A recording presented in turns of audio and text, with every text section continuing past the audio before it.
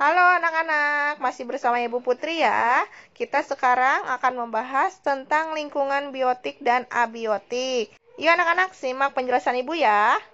Perhatikan gambar berikut ini ya anak-anak. Yang pertama ada lingkungan sekolah. Yang kedua ada lingkungan rumah. Yang ketiga ada lingkungan masyarakat. Nah, kalau lingkungan sekolah adalah lingkungan tempat kita belajar. Kalau lingkungan rumah, tempat kita tinggal. Sedangkan lingkungan masyarakat adalah lingkungan sekitar kita. Jadi anak-anak, lingkungan adalah tempat kita beraktivitas sehari-hari. Anak-anak perlu ketahui bahwa lingkungan itu dibagi menjadi dua. Yang pertama lingkungan biotik dan yang kedua lingkungan abiotik. Apa itu lingkungan biotik, Bu? Lingkungan biotik adalah lingkungan yang terdiri atas makhluk hidup. Misalnya, makhluk hidup berarti segala sesuatu yang bernyawa. Lalu, ciri-ciri makhluk hidup adalah yang pertama bernafas, yang kedua bergerak, yang ketiga memerlukan makan dan minum, tumbuh dan berkembang, beradaptasi, berkembang biak, dan mengeluarkan zat yang tidak diperlukan. Nah, ini semua merupakan ciri makhluk hidup. Contoh lingkungan biotik. Nah, yang pertama itu manusia.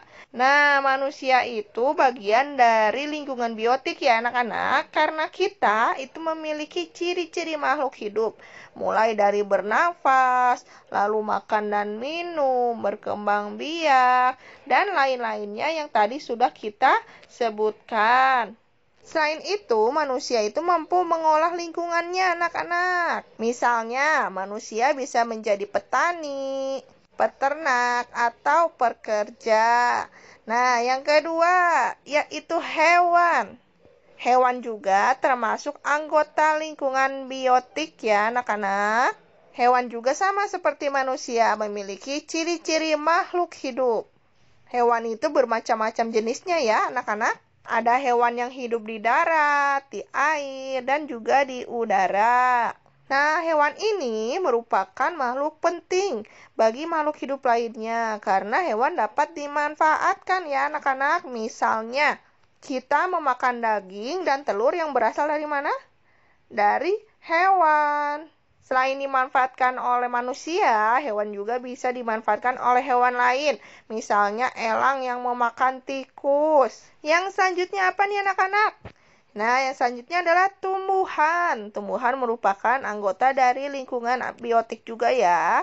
Karena tumbuhan ini termasuk makhluk hidup juga anak-anak. Walaupun tumbuhan itu tidak dapat bergerak, tetapi tumbuhan itu dapat tumbuh dan berkembang. Nah, tumbuhan ini memiliki peran penting juga anak-anak bagi makhluk hidup yang lainnya. Karena manusia dan hewan sangat bergantung pada tumbuhan.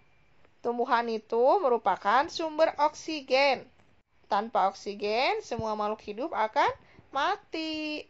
Dan masih banyak lagi manfaat tumbuhan bagi makhluk hidup ya anak-anak. Nah, contoh lingkungan biotik ini ada 3. Yang pertama manusia, hewan, dan tumbuhan. Selanjutnya, apa itu lingkungan abiotik? Lingkungan abiotik adalah lingkungan yang terdiri atas benda-benda mati. Benda-benda mati berarti segala sesuatu yang tidak bernyawa. Contoh lingkungan abiotik. Yang pertama adalah tanah, air, lalu yang ketiga adalah udara.